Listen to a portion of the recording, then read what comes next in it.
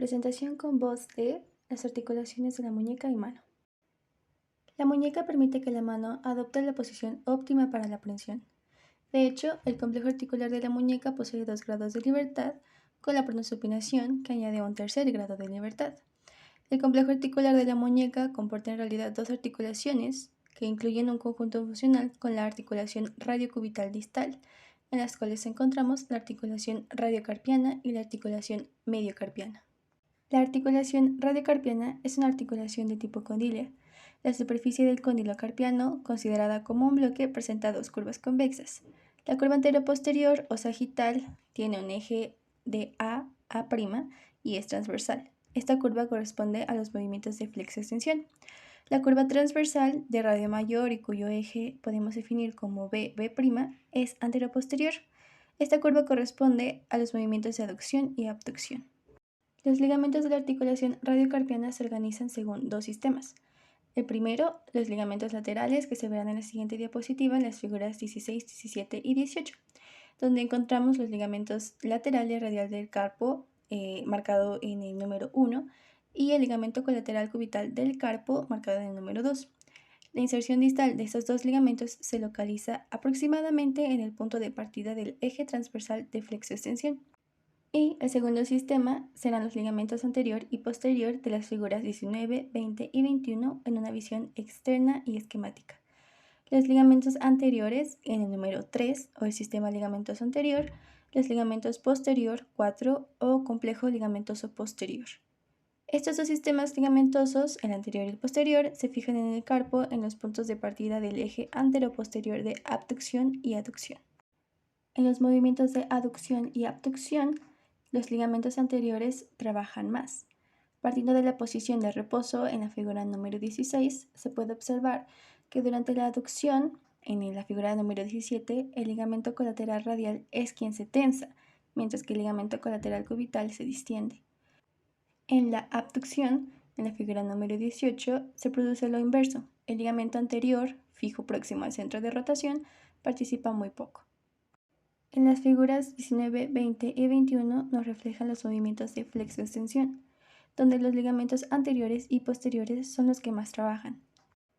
La articulación radiocarpiana tiene como superficies articulares el cóndilo carpiano y la glenoide antebraquial. El cóndilo carpiano está formado por la yuxtaposición de la cara superior de los 3 huesos de la hilera superior, el escafoides, el semilunar y el piramidal, unidos entre sí por los ligamentos escafolunar y piramidolunar, también denominado lunotriquetral.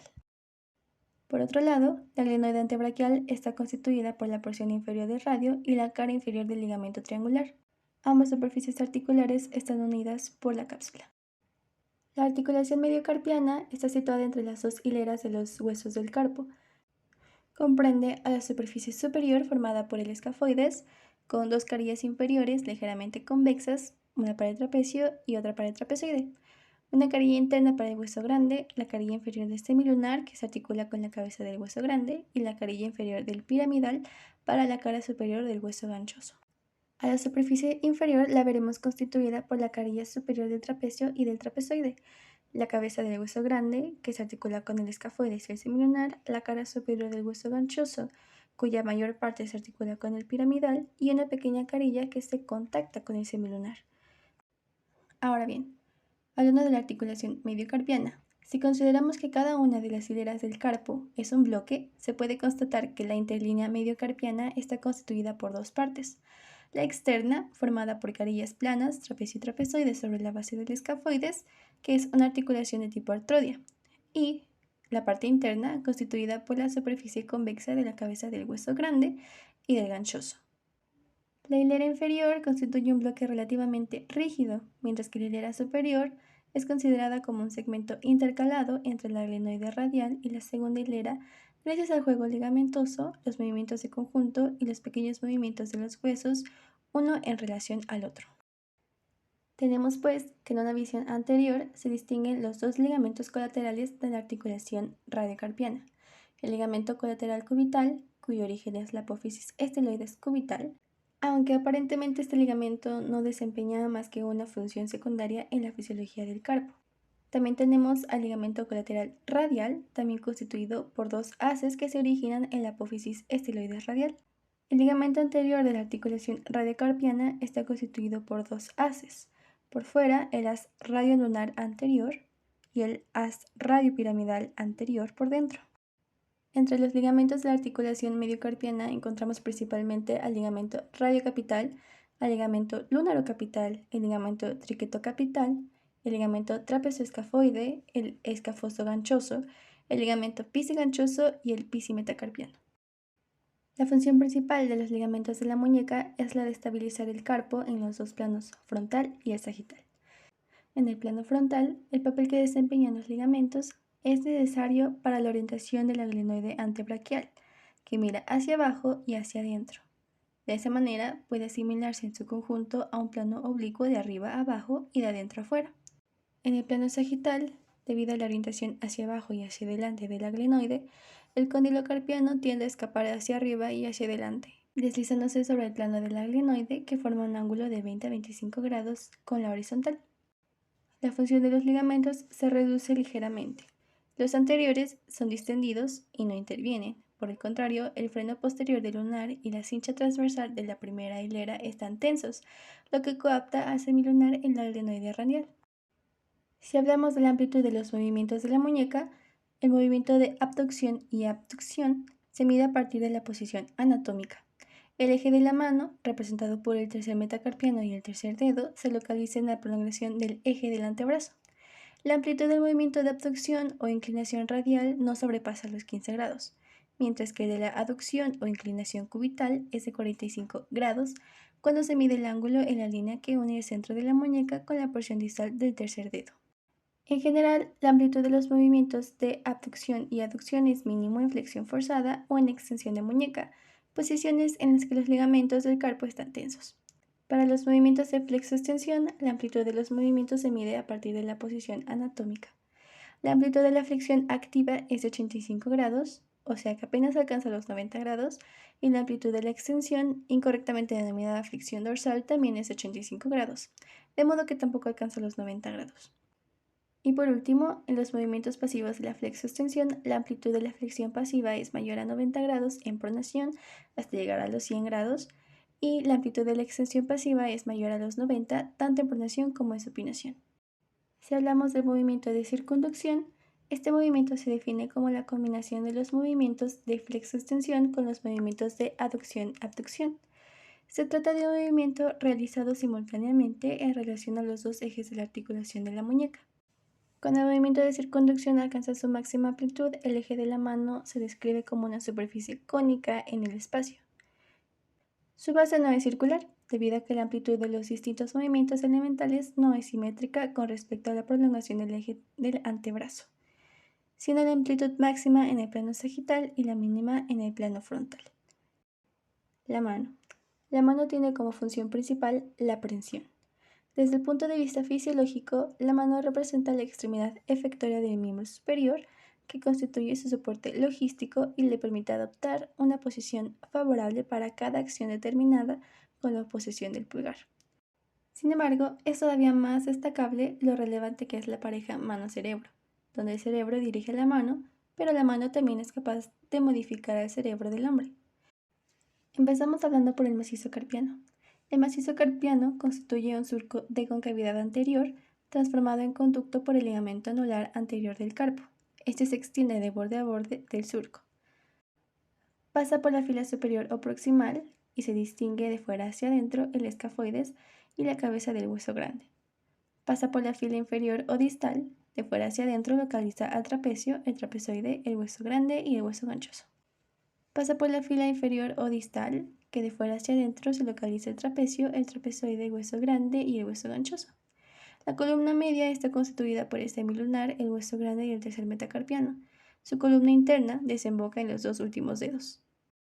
Los movimientos de flexo-extensión de los últimos 4 metacarpianos generan el ahuecamiento palmar. Cuando la mano está plana, las cabezas de los 4 últimos metacarpianos están alineadas en una misma recta, lo que vemos aquí como AP. Cuando la mano se ahueca, la cabeza de los 3 últimos metacarpianos avanza en flexión en A. Capanchi recalca dos observaciones. La cabeza del segundo metacarpiano apenas avanza. Los movimientos de flexo-extensión en la articulación trapezoide segundo metacarpiano son casi inexistentes. La cabeza del quinto metacarpiano, A, dotada de movimiento más amplio, se desplaza no solo hacia adelante, sino también ligeramente hacia afuera, hacia la posición A'. Esto conduce al estudio de la articulación hueso ganchoso quinto metacarpiano, una articulación artroidea cuyas superficies son ligeramente cilíndricas y cuyo eje XX' presenta una doble oblicuidad. Esta doble oblicuidad explica los desplazamientos de la cabeza del metacarpiano en sentido lateral externo. Las articulaciones metacarpofalángicas de la mano son de tipo condileo. Poseen 2 grados de libertad, flexo-extensión en el plano sagital en torno al eje transversal y la inclinación lateral en el plano frontal en torno al eje antero-posterior, lo que tenemos como Y, Y' y XX' respectivamente. Sus superficies articulares las entendemos como la cabeza del metacarpiano A, que posee una superficie articular convexa en ambos sentidos y más extensa y ancha por delante que por detrás, y la base de la primera falange, excavada por una superficie, la cavidad glenoidea, y que se prolonga por delante mediante una superficie de apoyo, el fibrocartílago glenoideo. Este fibrocartílago inserta en el borde anterior de la base falángica con una pequeña incisura que le sirve de charnela. Las articulaciones metacarpofalángicas tienen como principales ligamentos los colaterales, un ligamento metacarpoglenoideo y un ligamento lateral. Las amplitudes de movimiento van así. En la flexión, la amplitud es de 90 grados. El dedo índice apenas alcanza la amplitud de 90 grados. Y los ligamentos que están en tensión serán los laterales que garantizan la estabilidad. En la extensión activa, la amplitud será de 30 a 40 grados y la amplitud varía según los individuos. Los ligamentos en función serán los laterales que estarán distendidos y equilibrados, lo que permite los movimientos de lateralidad. Los músculos interóseos son los motores. Y por último, la extensión pasiva tendrá una amplitud de hasta 90 grados, pero estará sujeta a la laxitud ligamentosa de cada individuo. La amplitud de movimiento de todos esos movimientos irá en aumento a partir del segundo metacarpiano.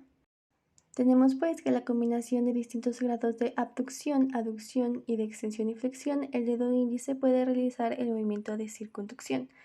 En cuanto a la laxitud ligamentosa, esta permite cierta amplitud de rotación axial pasiva en el dedo índice, cuya amplitud es de 60 grados aproximadamente.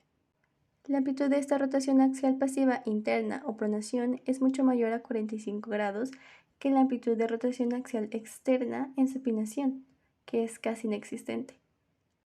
Así pues, debido a la simetría del cóndilo metacarpiano y de la desigualdad de tensión y de longitud de los ligamentos laterales, las articulaciones metacarpofalángicas poseen un movimiento de rotación longitudinal automática.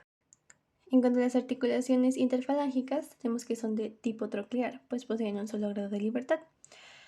Está constituida por la cabeza de la falange en forma de polea, con un solo eje transversal para efectuar los movimientos de flexo-extensión.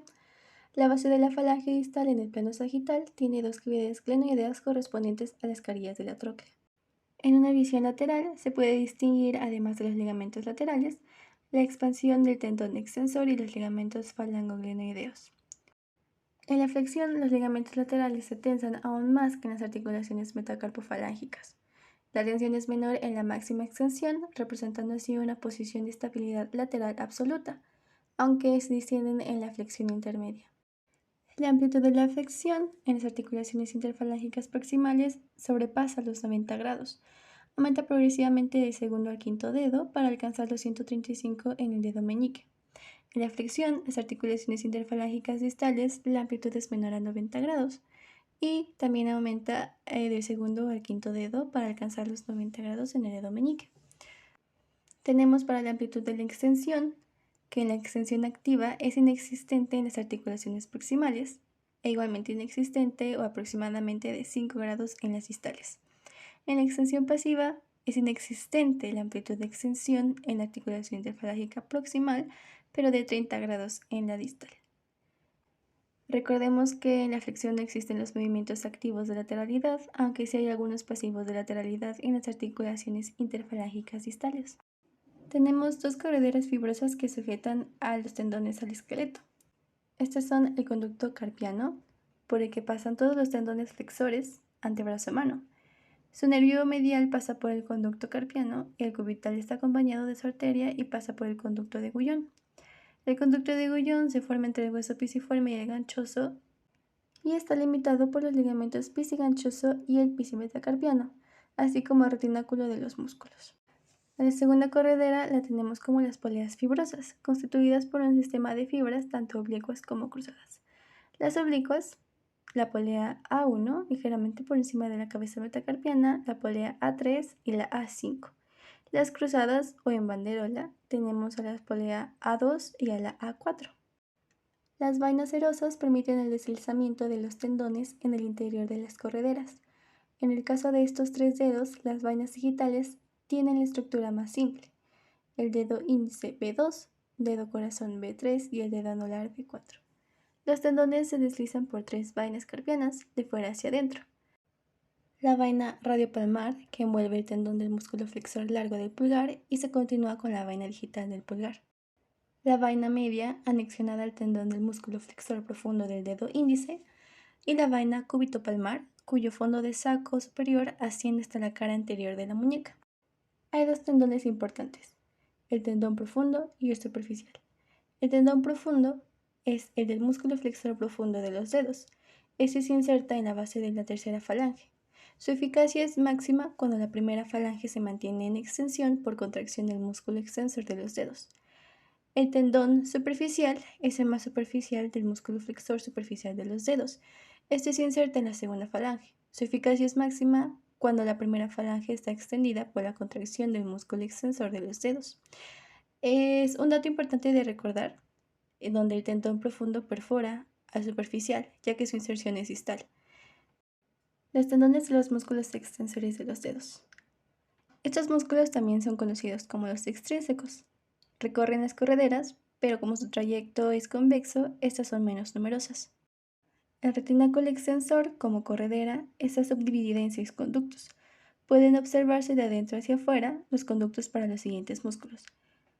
Primero, el músculo extensor cubital del carpo, el músculo extensor del dedo meñique, cuyo tendón se une más abajo al del músculo extensor de los dedos. El músculo extensor de los dedos, 4 tendones acompañados en profundidad por el tendón del músculo extensor del índice, el músculo extensor largo del pulgar, el músculo extensor radial largo del carpo y el músculo extensor radial corto del carpo, el músculo extensor corto del pulgar y el músculo abductor largo del pulgar. En el plano fisiológico, los músculos interóseos poseen dos tipos de acciones sobre la articulación metacarpofalángica, la de lateralidad y la flexoextensión. Los músculos interóseos dorsales son más voluminosos y por lo tanto más potentes que los músculos interóseos palmares, lo que explica que estos últimos sean menos eficaces en cuanto a la aproximación de los dedos. Los 4 músculos lumbricales, enumerados de afuera hacia adentro, se insertan en los bordes de los tendones flexores profundos, en el borde radial en el caso de los dos primeros y en el borde de 2 tendones adyacentes en el caso de los dos últimos. Su tendón se dirige hacia abajo y vuelve hacia adentro.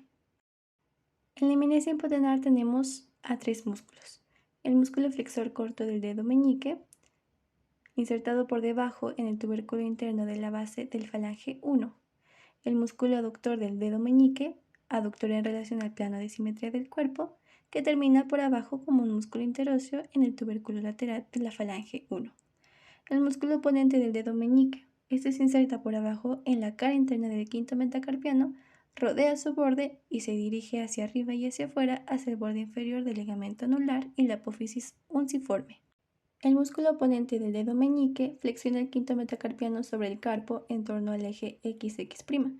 Esto lo desplaza hacia adelante y hacia afuera, pero al mismo tiempo le confiere al quinto metacarpiano un movimiento de rotación en torno a su eje longitudinal. En el sentido de la flecha, una supinación, es decir, de tal manera que la parte anterior del metacarpiano se orienta hacia afuera, es decir, hacia el pulgar. El músculo flexor corto del dedo meñique flexiona la primera falange sobre el metacarpiano y separa el quinto dedo en relación al eje de la mano. El músculo aductor es abductor en relación al eje de la mano y puede considerarse el equivalente de un músculo interóseo dorsal. El pulgar ocupa una posición y desempeña una función aparte en la mano, ya que es indispensable para realizar las pinzas pulgodigitales con cada uno de los dedos restantes. Sin el pulgar, la mano pierde la mayor parte de sus posibilidades. Es así pues que nos encontramos con sus características específicas. La columna osteoarticular está conformada por el escafoides, el trapecio, el primer metacarpiano y la primera falange y la segunda falange. Tiene dos falanges. Su columna se articula con la mano en un punto mucho más proximal que en el caso de los otros dedos. Su columna es más corta y su extremo solo alcanza la parte media de la primera falange del dedo índice. En realidad esto es bueno porque si fuese más corto, como si fuese una amputación falángica, pierde sus posibilidades de posición por no tener ni suficiente longitud, ni suficiente separación, ni suficiente flexión global. Si fuese más largo, como sería el caso de una malformación congénita con 3 falanges, la flexión sería insuficiente en la articulación interfalángica distal del dedo al que se opone. La facultad del pulgar para desplazar la yema del pulgar para contactar con las yemas del resto de los 4 dedos se le llama oposición. Esto es para realizar lo que se ha venido considerando la pinza pulgo-digital, un movimiento que representa lo esencial del valor funcional de la mano. Este movimiento de oposición requiere de la suma de 3 componentes elementales. Primero, la antepulsión del primer metacarpiano y de forma accesoria de la primera falange. 2. La aducción del primer metacarpiano y la inclinación lateral de la primera falange sobre el metacarpiano hacia su borde radial. Y 3. La rotación longitudinal del metacarpiano y de la primera falange en sentido de pronación. Los dos primeros componentes están bajo dependencia de la acción combinada del músculo abductor largo del pulgar y de los músculos del grupo tenar externo. En la articulación trapezo-metacarpiana tenemos que topográficamente se localiza en la base de la columna móvil del pulgar y desempeña un papel primordial, puesto que garantiza la orientación y participa de manera preponderante en el mecanismo de la oposición. Tiene dos superficies en forma de silla, una en el trapecio y la otra en la base del primer meta, que no se puede corresponder más que gracias a una rotación de 90 grados. La coaptación está dada por la cápsula de la articulación trapezo-metacarpiana, quien es conocida por su laxitud, de modo que permite un importante juego mecánico.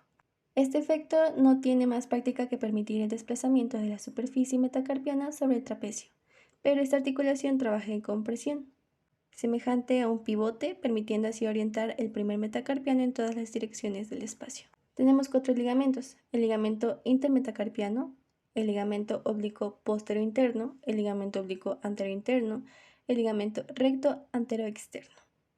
Los movimientos del primer metacarpiano pueden realizarse de forma aislada o simultánea. Son movimientos en torno a dos ejes ortogonales y un movimiento sobre su eje longitudinal que deriva de los movimientos precedentes. En la base del primer metacarpiano, el eje que corresponde a la curva cóncava del trapecio es el 1. En el trapecio, el eje 2 corresponde a la curva cóncava de la silla metacarpiana. Las articulaciones metacarpofalángicas del pulgar se consideran articulaciones de tipo condilea. Poseen 2 grados de libertad, la flexoextensión y la lateralidad, aunque por su compleja biomecánica se le agrega un tercer grado de libertad, la rotación de la primera falange sobre su propio eje longitudinal. Con la articulación metacarpofalángica abierta por delante, la primera falange se desplaza hacia atrás. La cabeza metacarpiana aparece convexa en ambos sentidos, más larga que ancha, prolongada hacia adelante por 2 espaldones asimétricos, el interno y el externo. La inclinación y rotación longitudinal está dada por la alineación o extensión, es intermedia o semiflexión y máxima flexión o bloqueo de la segunda posición. Como movimientos tenemos a la posición de referencia de la articulación metacarpofalángica del pulgar, donde el eje de la primera falange se localiza en la prolongación del eje primer metacarpiano. La flexión activa es de 60 a 70 grados, la flexión pasiva puede alcanzar los 80 grados, incluso 90. En la visión dorsal se pueden evidenciar los componentes de rotación e inclinación. La contracción de los músculos sesamoideos internos conlleva una inclinación cubital de algunos grados y una supinación de 5 a 7 grados. La contracción de los músculos sesamoideos externos produce mayormente una inclinación radial que cubital y una pronación de 20 grados. En la articulación interfalángica, cuando se hace la flexión, la segunda falange va a realizar una rotación longitudinal en sentido de la pronación. En la máxima extensión, la flexión de la articulación interfalángica produce la aparición de un ángulo de 5 a 10 grados abierto del lado interno. No va a existir un eje de flexo-extensión, pues los ejes son instantáneos. El pulgar posee 9 músculos. Esto es condicional a la movilidad superior y la principal función de este dedo. Estos músculos se clasifican en los grupos extrínsecos e intrínsecos. Tenemos 3 tipos de prensiones, que se clasifican en digitales, presas palmares y presas centradas. Las presas o piezas digitales las tenemos como bidigitales y las presas pluridigitales. En las bidigitales tenemos la presa por oposición terminal, presión por oposición subterminal, presa interdigital lateral-lateral, y en las presas pluridigitales tenemos a las presas tridigitales, tetradigitales y pentadigitales. En las presas palmares, la presión dígito-palmar y la presión palmar con la totalidad de la mano o la totalidad de la palma. En las presas centradas tenemos las presas por la gravedad y las presas con acción. En las posiciones funcionales tenemos la posición de relajación o de reposo, y en las posiciones de inmovilización hablamos de una inmovilización temporal o de protección, de una inmovilización funcional definitiva o de fijación y de una inmovilización no funcional temporal, que son posiciones de relajación parcial.